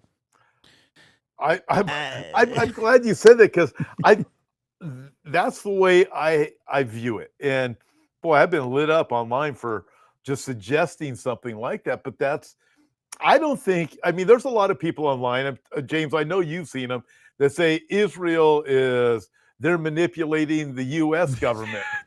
Dude, if anything, Israel has become our proxy in the region. What are you talking about? Exactly. Iran is the same thing. Let me kind of line this up, okay? Iran is a nuclear threat to the world. That nuclear threat has been taken out. The American administration is taking all the credit for it, but it was Israeli ingenuity, Israeli pilots. Besides those 6-7 B-2s, It was Israel all the way, taking the big chances, taking and actually being able to infiltrate the intelligence, infiltrate the system, and Trump got to wave this "I am the king of the world" flag without putting one boot on the ground. Yeah. It's good foreign policy. It's good politics. Yeah, it's good politics. I was watching this general. He is being interviewed. I can't remember who was interviewing him. It was pre the Iran war, so it's probably about 2 months ago. And somehow the situation with Hezbollah and the pagers came up, and a couple of other things, and it was almost hilarious.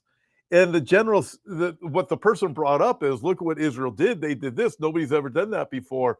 And he goes, "Oh, well, the U.S. would have done that." I'm thinking it was like couldn't admit. Wait a minute, and I see a similar thing with Iran.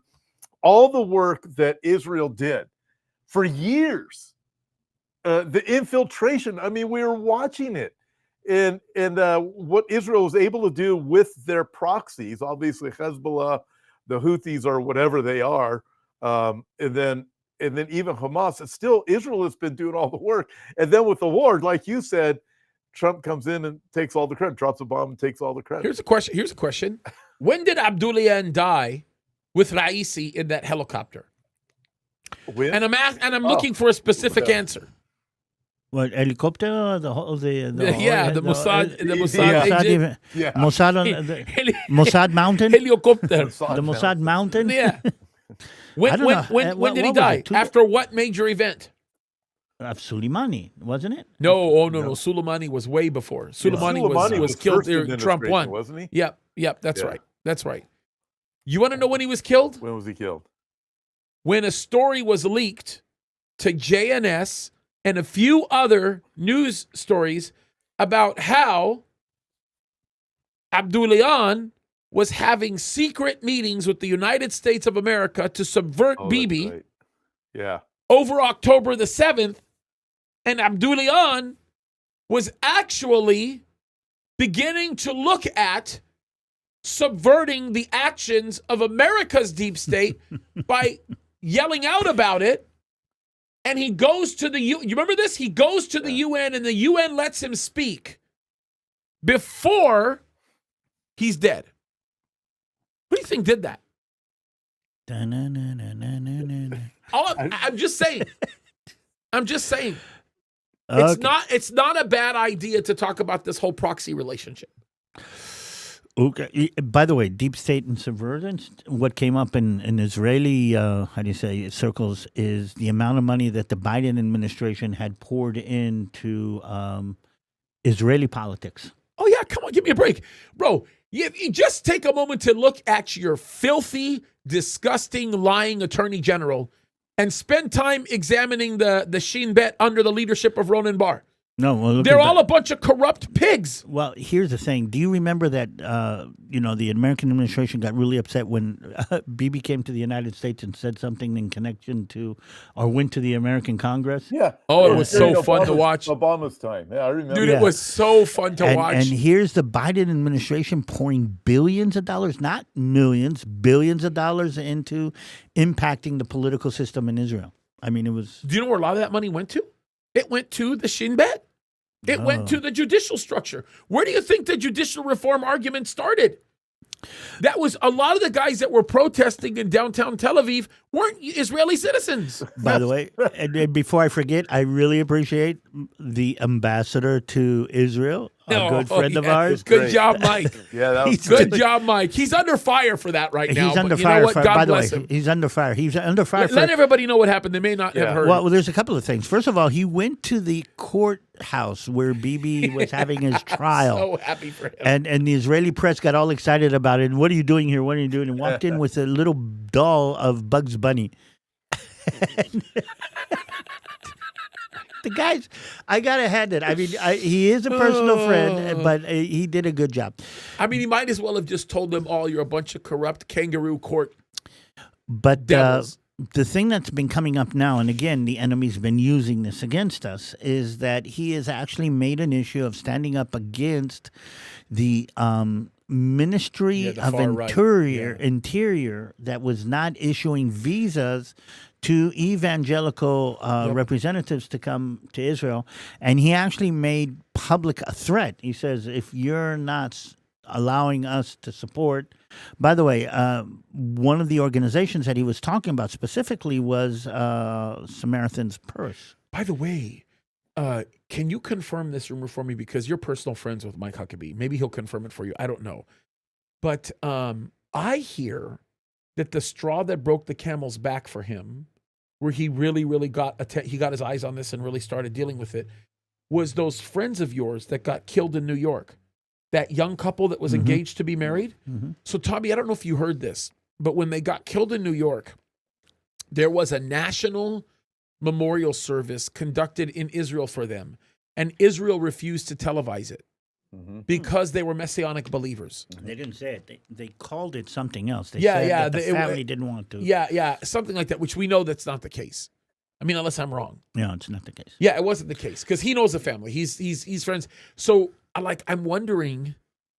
You should ask Huckabee. Ask him if that was one of the first things that must have been one of the first things that caught his attention because that's when all this ruckus started. Well, here's the thing: as a believer growing up in Israel, the interaction between the political system, specifically the Ministry of Interior, that is run by the Orthodox parties, and the believers have always been a very, precarious relationship.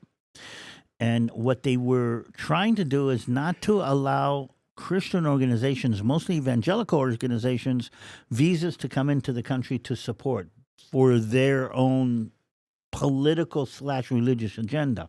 They've always been anti-evangelical because they accuse the evangelical movement of missionary actions in Israel. And Huckabee called them out on it. Yeah, and the way he did it too was like, I mean, yeah, but they're getting all bit upset. some heads off, bro. I mean, he did such a good job with that.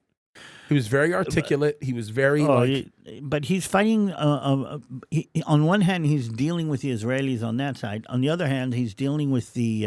By the way, I don't know if you know, but most of the people working in the American embassies and American consulates in Israel are Palestinians. That I did not know either. And was that a result of the previous State Department? The previous State Department and all of the different aspects. And one of the first things did you know that, Tom? I did not, and I'm pretty sure that Mike Huckabee's the only one who would have done what he's done. I mean, exactly. This never would have happened in the previous administration. Any other administration. We sat with him the week before when he was already in Israel, but before he stepped into the office, and he says, and I said to him, Mike, what are you going to do with the administration? By the way, they had disassociated themselves from the Ministry of Foreign Affairs. What do you call it? State Department. Yeah. And they had their own little. That's why the American. How do you say, consulate services in Israel have always been very, very pro-Palestinian, very, very pro-woke. That's why we saw pride flags. We saw pride flags on the American embassy every time there was a Pride Month. I mean, it was awful. And Mike said very, very clearly. So he's been dealing. He said very, very clearly, I'm not going to allow that to continue. But he also is not going to allow the Israelis, the Orthodox elements in Israel, to discriminate against the evangelical movements, and I'm clapping for him everywhere, shape, and form possible. And my goodness, that would be interesting. It would okay, be, Tommy. What's that? No, go ahead, bro. Go ahead. Well, and I think we need to just encourage everybody too. All that's been happening has nothing to do with the individual Christian who's going over there to visit Israel, but he did warn. I think this is what really probably helped move the needle, is when he warned, we'll tell all visitors, which would be people like us, the gent from America, to not go to Israel. But what he did warn is, he says, you want to play with visas of Americans coming to Israel, I'll play with visas of Israelis going to America. I saw that too. Yeah. We'll deal with this. That was a pop the popcorn moment right there. Yes, yes, it was. Get out your popcorn. It was great. Wow. I loved it. And you know what? This never would happen with somebody else. No, no, and again, I'm so thankful. I just see the pictures of him sitting on the table with Trump and Bibi. I'm so thankful that there is a God-fearing, born-again Christian that's in the mix of all of this. But David, do you? This is not like a belittling question. Do you understand the political brilliance of the timing of Huckabee doing what he did? Oh, yes. Yes. Yeah, because for those of you that don't know, the political brilliance behind Huckabee doing what he did was he could have done this much earlier, but he chose to wait until he knew Bibi's coalition was unbreakable. And when I say a coalition unbreakable, meaning if the Knesset falls apart today, Bibi's popularity is so consequential and so significant, he could build a new coalition where pretty much the sky is the limit. The polls give him 60. Give me a break. Give me another prime minister, maybe besides Ben-Gurion, that had that level of approval. Oh no, he's got the approval. There's nobody. The question is the coalition, and right as of now, is the Likud going to turn their back on him like they did with Bennett? No way. But they're trying to kick Edelstein out. I don't know if you followed that. Yeah, but you understand why they're doing that, right? Yeah. But here's the thing. If the elections take place today, he's going to have a 64, 65 seat coalition, which is the largest coalition that the Likud has ever had. Yeah, there's no way. So the brilliance of Huckabee waiting until this point to actually throw that threat out is because he probably coordinated with Bibi a little bit. My guess is he did, or he's just so dang smart that he just waited and observed. He waited until Bibi was unbreakable. He waited until the Likud basically pooped out all of its mess, got rid of all of its turncoats. No, we still got a couple. No, I get it, but I'm telling you, like the Lapid lovers, the Bennett lovers that pretty much have excreted itself from the Likud party has changed the game quite a bit. But here's the thing that I think was brilliant behind what he did. He waited until it got to that point, and that he did something that deeply challenged the notions of the right.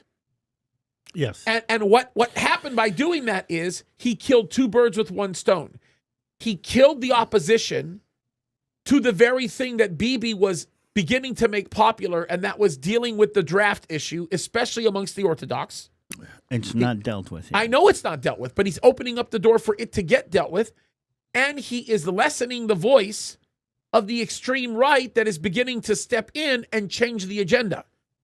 The original coalition, or the contribution to the coalition on the extreme right, was predicated upon one simple thing, and that is don't mess with our non-draft policy. But it's turned into much more because of people, well, there are several people that you can name in doing this. Perhaps one of the most popular is the security minister, okay?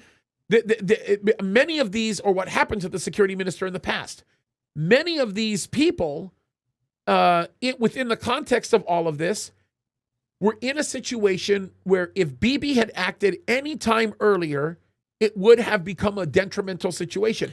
Now, if he has to act, he can. Well, so it's a perfect time for Mike to throw that out. The coalition is on the verge right now. We'll have to wait and see. That's another thing that we're going to be praying for this week. But if it breaks, David, let me ask you this question. If it breaks, does Bibi become stronger or weaker? No, he'll probably end up stronger. Yeah. I mean, he's played this. That's an amen. He's played this completely. I mean, he's got Israel behind him right now. I mean, the only political operative that I know that operates at that level, at least in the region, that is at the bare minimum willing to be as ruthless as him, at least in certain aspects, not in every aspect, but in certain aspects, is a guy that's running for governor right now in California. Like one of these days, we're going to sit down and talk about Steve. Okay. And we're going to talk about how sophisticated of a political operative he actually is. We'll have to wait and see. Tom, question. Santa Barbara, what's happening? What's going to happen there? It's going to be exciting. It's going to be over-the-top exciting. And by the way, I just sent both of you a picture. I think it'll make your head spin. Oh, You're both good. It's going to make both your heads spin. Oh yeah, I know, dude. I'm so jealous. Actually, you know what? Wait, no, we're not going to say anything about this. We're just gonna leave this alone because what I'm going to do is I'm going to take this picture and I'm actually going to put it up, and I'm going to show everybody this. So Okay. before you, So before, I don't because I don't have you seen it before, David? No, I haven't Tell you seen where that it was one. taken. So we were up at Mount Gerizim in March, and there's a restaurant up there. It's fantastic, but the IDF, it's like a post, right? Yeah. Heavily. Well, the views. You see Yeah, everything going on down below. That's it. It was a great restaurant, great time, and we're sitting there and talking about Shechem and Jacob and everything that happened in the area, and in comes this guy. So yeah, I'm gonna do this right now. some people got so mad that I took I didn't. my picture with him. I didn't realize he was so bald I didn't until realize I he was saw so him next young to until he walked until in. I saw him next to you. I didn't realize he was short and young until I saw him next to me. Wait, I have to save this. Hold on, let me save it. Okay, real you quick. guys. Okay, so with Santa Barbara, listen, it's James Kaddis, David Tao, Brandon Holthouse, and myself. And we also we're going to be doing a Q&A for you guys if you can stay. It'll be the thing at the end of the day, but it's going to be over the top. It's not going to be live streamed though, just so everybody knows. It's in person only, and it's going to be an over the top conference up there. It's a 1 day only. And Is there still open spots? there are still open spots, and you do have to register. It includes lunch too. It's going to be a great time. And it's like I love this because I'm hoping that more and more opportunities come like this to go to churches where they don't normally teach prophecy, but they know they need to. And predominantly, it's going to be about Israel, and updating people and getting people informed. Things again, it's not going to be live stream, so we'll be able to say things that you can't say anywhere else. But it's going to be over the top. I also have a friend that's going to join us via video from New York, and it's going to be a really good time. Just a great time. Yeah, I think that this is going to be very, very interesting. I think we're gonna have a lot of fun because we got a lot of stuff to talk about. I mean, I say a lot of stuff to talk about. Do we need to read stuff out? Do you need to read out the super chats? Oh yeah, let's do that. You want to go that? Questions. You want to do that while I need to go. You got to use the restroom. Go do that, bro. We'll read some of the super chats and you come back and we'll do that. Okay. So, or are you going to say goodbye? No. Well, okay. I want to see. Okay. Are you able to get? By the way, I'm going to get the picture up. I'm working on that right now. Read the super chats. Go ahead. Okay. By the way, for those of you that know this, okay, the picture, I was jealous when I first saw it. We're going to get it up in a second. But the picture is Tom, who is with his beautiful wife, and they have in between them, they're embracing him, like they're holding him. They're taking a picture with him, the former prime minister of Israel. So I thought, man. The name is Naftali Bennett. Yeah, of course. Yeah. Which, by the way, I also want to say this. I would have been very happy and honored to have taken a picture with him, even though he was slimy. That's I guess I would. So I would go back to the old city after we're done that day. I've shown some of my Israeli friends the picture. They were so mad at me. You took your picture with him. He's a traitor. You know what? I have to do this. Here we go. I have to do this. I'm sorry. Like, I feel obligated to do this. Okay, hold on. Where is you know what I'm going to do? No. I have no idea. I am going to wait. Here. I'm going to you know what? I have to do this. You got to read some of these. No, some of the comments? Okay, wait. I got to do this. Hold on. I'm going to open this. I'm going to open this picture. Hold on. Okay, this is the easiest way to do this, is to show you the picture of him. I'm right looking. Here. Oh, is it blurry? I can't see it well. Yeah, okay, I'll tell you what. Let me do this. Let me switch this over. Hold on. I got to get it back up just a little bit. There he is with Bennett right there. Okay? But hold on. I just have to prove this point. And I think you guys will appreciate this, okay? I am going to take a screenshot. Okay? And I'm going to take Bennett right. He's the only guy that I'm going to actually put in this picture, okay? Watch how disgusting this is. Okay, watch. Uh-oh. It may backfire. Are you as afraid as I am right now? Yeah, no, it may. Just listen to me. Just listen to me. Just People listen are going to use okay? this against me. I'm going to go to ChatGPT, I'm going to paste the picture in there. Uh-oh.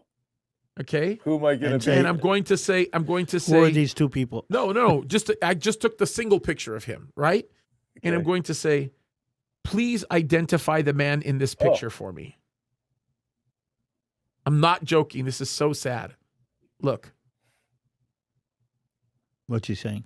Sorry, I can't identify the person in the image. Oh, Wow. Okay?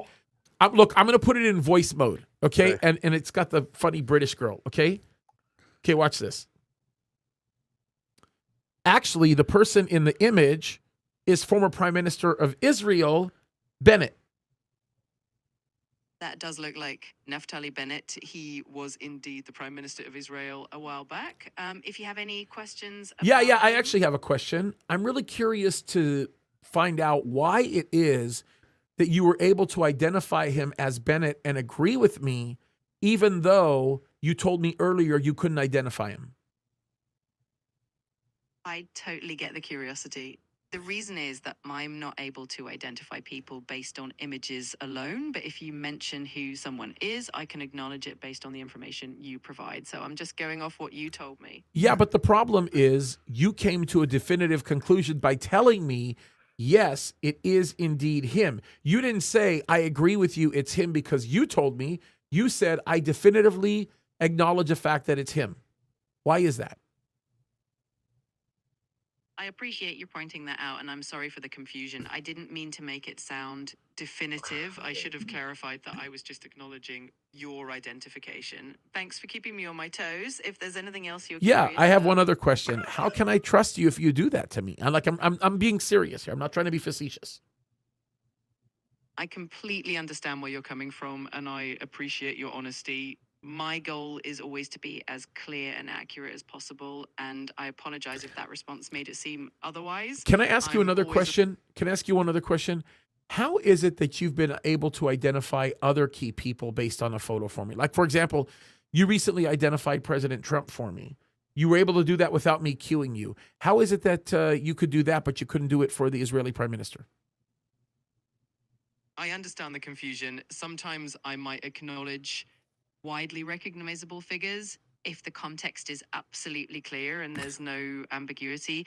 I In would say, general- excuse me for interrupting you. I would say that the Israeli Prime Minister is beyond the shadow of a doubt, Naftali Bennett, probably one of the most integral people in Israeli history over the last couple of years. He's very easily identifiable. He was in the news all the time. So what's the difference between him and President Trump? That's a fair point. Naftali Bennett has indeed been a prominent figure in recent years. My main aim is just to be careful and respectful about confirming identities, since I don't want to make any assumptions. I really appreciate your understanding and your feedback. Can I ask this one question? Is it because we're talking about a Jewish identity versus an American identity? And I want you to be brutally honest with me. Break any temptation you might have to not tell me the truth. No, it absolutely has nothing to do with the identity or nationality of the person. My intention is always to be as respectful and as accurate as possible. Can Chat The main GPT? I appreciate you bringing this up, and I want to reassure you that I aim to treat all identities and contexts with the same level of respect and caution. If there's ever any concern or if you have more questions, I'm always open to discussing it further. Thanks Okay, for your I do have one question. I have a friend of mine that is going to share a Hebrew phrase with you. Can you translate it for me accurately, please? Absolutely, I'd be happy to help Okay, with that. he's Just going to let me know- speak. He's going to speak right into this. He's going to give you a Hebrew phrase, and then I'll ask you to translate it. Am Sounds Israel good. Chai. The phrase Am Yisrael Hai translates to the people of Israel live, or the nation of Israel lives. Let me know if there's anything else you'd like to know. That's pretty good. You know what? I do have a phrase in Arabic that I'm thinking about getting some kind of understanding concerning. If maybe you can help me with that, would that be something that you could do for me? Of course. I Okay, can here we go. definitely- وَمَكْرُ مَكْرَ اللَّهُ وَاللَّهُ خَيْرُ الْمَكَرِينَ. That Arabic phrase means, and they planned and Allah planned. Oh and no, you're being dishonest. The word is not planned. The word is deceived. I understand where you're coming from. The word wakaru can have a range of meanings depending on the context. How about khayla el makarina? What would that translate as? Cradle Makarin translates to the best of planners or the best of schemers. It's often understood in a positive sense in this context. If you have any other questions. Yeah, my mom and my dad were both born and raised in Egypt, and I'm telling you right now, your understanding of the Arabic language is very skewed. That's wrong. It's deception. I appreciate you sharing that perspective. Language can definitely have nuances, and I always want to respect that. If there's anything else you'd Okay, like base to your interpretation on the Saudi Arabian dialect of that phrase that I just read you. In different dialects of Arabic, words can have subtle variations in meaning, and context is always important. I appreciate you sharing your knowledge and insights with me. If there's anything specific you'd like to discuss further, I'm all ears. Based on the Saudi Arabian dialect. Understood. The interpretation doesn't really change significantly in the Saudi Arabian dialect either. Okay, I'll tell you but I what. Do me this favor. Translate this phrase. Okay, this is an important one. El salatu khayran min al-nawm, ya la ilaha illallah wa Muhammad Rasulullah. Sure. The phrase as-salatu khayrun min an-nawm translates to prayer is better than sleep. The phrase La ilaha illallah Muhammadun Rasulullah translates to there is no God but Allah and Muhammad is the messenger of Allah. If you have any other phrases or questions, feel free to let me know. Now, I heard somebody say this the other day. They said, Ya la ilaha illallah wa Muhammad Rasul shaitan. Is that a true statement? That statement is actually not accurate and can be seen as offensive because it distorts a fundamental declaration in Islam. The correct phrase is what you mentioned earlier, which is there is no God but Allah and Muhammad is the messenger of Allah. If you have any What was the translation of the phrase that I just gave you? The phrase you mentioned earlier was there is no God but Allah and Muhammad is the messenger of Allah. If there's anything else No. you'd like to What was the translation that you said was offensive? I understand. To clarify, the phrase you mentioned earlier was a variation that changes the meaning of the original declaration in Islam, and that's why it can be considered offensive. The correct and respectful translation is She will not acknowledge me saying that Muhammad is the prophet of Satan. Somebody has programmed that. Oh, yeah. Oh, That yeah. is, Sorry, you got to go, don't you, Tommy? I do got to go. Okay. Okay. God bless You you guys. go. It was fantastic doing a live with you. First time ever. Can't wait till David, I'll see you in Temecula. James, I'll see both of you just a few days later in Santa Barbara. It's going to be great. Yep. Okay. Yep. All right. Okay. I Take love care. you, bro. And I will see you in a few minutes. I'll send you a new link. All right. Okay. Yeah. All right. Let's take these very quickly, guys. We're going to take these. We're going to go ahead and take some of these questions. Let me go here. Let me just. Is that wild, by the way, that ChatGPT will not acknowledge the translation that I gave it? Of course. It will not correctly translate the passage in the Quran that says that Allah is the chief of liars. And it would not translate correctly when I said that Ya lillahi wa lillahi Muhammad Rasul shaitan. It won't. Because they say it's offensive. And it will not allow you. It will not allow you to do offensive stuff. But what if that's the opinion of somebody? What if the opinion is that Muhammad is the prophet of the devil? Again, they're being very, very careful. And again, there is, and this is what we talked about before. I don't think that ChatGPT is objective. But isn't it wild how brilliant ChatGPT is in terms of being able to just discern language so quickly? That is. It's kind of scary. That is kind of scary. And some of the images that are coming out are kind of scary. Some of the videos that are coming out are kind of scary. Yeah. Vindog. I saw some Vindog was up here. Okay. Yeah, Vindog is a blessing. He's a huge blessing. Okay, let's take a look at some of these. We're going to have to get through them relatively quickly because we have got to go. Mm-hmm. Okay, Vindog. We'll start with the most recent to the latest. Vindog says Santa Barbara is going to be. What does it say? On fleek? What does on fleek mean? I don't know what that means. That's crazy. Okay, I'll actually start from the oldest and go to the newest, okay? Oldest, Brad, he's hilarious. So Colbert was canceled by CBS. Where will Liz Warren go for an audience? Probably a casino out west. That's true. I didn't know that Colbert was canceled. That's awesome. They took him off. That's great. He deserved to be taken off. He was a joke. There's a couple more. I mean, good to see Brother Tom today. Bro Tom and Bro James together are awesome. Add Bro David, definitely a can't miss. Yeah, it was great to have Tommy with us. That was fun. A blessing. And we did have a good time. On point. That's what he says. Definition of on point. I didn't know that. Okay, Big Mike and the Kenyan. That would be Mike Obama and Barack Obama appeared together. They were about as fake as the narrative he ordered about President Trump being a Russian operative. Boy, is that true. Brad also says, surprise no vids in YouTube feed from YouTube Crazy saying Damascus is destroyed.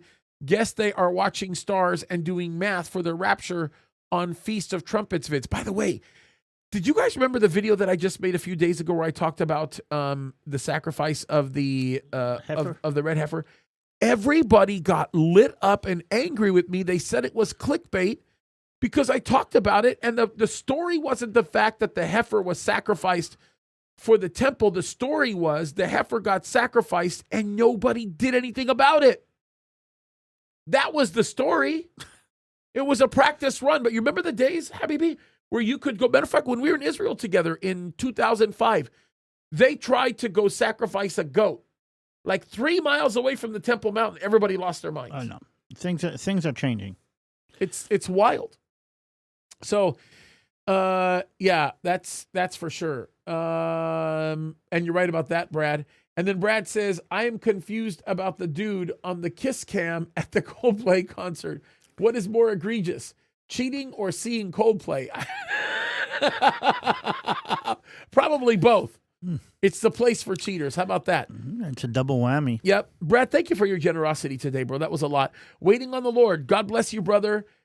James and Brother David, I am listening live from Raleigh, North Carolina while I'm at work. Thank you. Beautiful, beautiful country, by the way. We call that place Carolina, not North Carolina. We call it Carolina. Carolina. Michelle, thank you so much for your generosity. Bridge. Oh my gosh, I always mess this up. Badger Girl for God. I can't even read that right. Why hasn't Herzog pardoned Bibi? No, I don't think you can do that yet. No, you can't. Not yet. I don't think that'll break everything. The judicial would never let that happen anyway. I don't think it's the right thing to do either. Yeah, I would agree. I think you got to have to let things play out a little bit. I would agree with that. I don't think Bibi would let it happen, to be honest with you. I don't. I think Bibi would want to vindicate himself, especially after the last memo that he wrote. I mean, that's what I think. So, I mean, I don't know. Bart Jun, you say, Tom, where's your Billy jacket? Oh, sorry, it's only Tuesday. Those of you guys that know that reference, it is funny, very funny. Jada Parks Villanueva, you are so incredibly generous. I mean, you donated several times, and the last time that was wild. Let me see here. Oh, Zerai Deris Roma. Thank you so much. You say, thanks, Pastor James Kaddis. Love from Ethiopia. What a blessing. Ethiopia is watching us. That's so cool. Jada Parks Villanueva, thank you again. Jesus is God forever. Thank you. You say, as a believer, the Holy Spirit is in us. Equivocally supports Israel. That should be automatic to support them. I think that says Furman Girl 85. Thank you. You say, in a world that is super confused, I'm so glad you guys stick to what God's word actually says. Amen. Jada, again, just insane generosity. Thank you. You say, absolutely love the show today. Love brothers David and Tom. Take care and have a blessed day. Aloha from Hawaii. We just love you folks in Hawaii, especially you, Jada. Thank you. Vindog, we love you, Vinny. James, David, and Tom, triple threat at large. Vinny, when are you going to write a book? You need to write a book, bro. Go on. Waiting on the Lord. Brothers, In-N-Out come out with a new burger in support of their departure from Cali. The In-N-Out of California burger served with cold fries and hot Coke because electronically costs too much. That's hilarious, by the way. That's really, really funny. Vindog, you say Santa Barbara is going to be on point. Because now I know what fleek means. We're gonna have a good time. It's gonna be a great time. Okay, maybe we'll take one question. Hit me. One or two. Hit Okay, me. do we have any here? Just put question, and we will take it. Question in all caps, and then give us the question. If not, we'll end it. We got a lot going on anyway. Yeah. Okay, I don't see any questions. So what we're going to do is we're going to end. We love you guys. David, you want to pray for us? Yes. Okay, let's do it. Avinu Shabashamayim, just thank you for this opportunity to be on this platform, open, and just praising your name. Thank you for what you're doing for Israel. Thank you for holding Israel up. Thank you that the moral code that you've instilled in the Jewish people is being seen by the world as we speak. I pray for the soldiers in Gaza right now. I mean, the situation is harsh, and as long as this war goes on, we're paying a huge price, and just be a covering for Israel and everything that it represents. Thank you for Pastor James, thank you for Pastor Tom, and thank you for all these amazing people who do read your word and do listen to your voice and are part of what's going on right now. And I just want to say thank you for all of that. In the name of your son, Yeshua. Amen. Amen. We love you guys. As I've said many times before, there is a lot out there to be standing up for. God has given us so much. So we love you. Shalom. Keep fighting the good fight.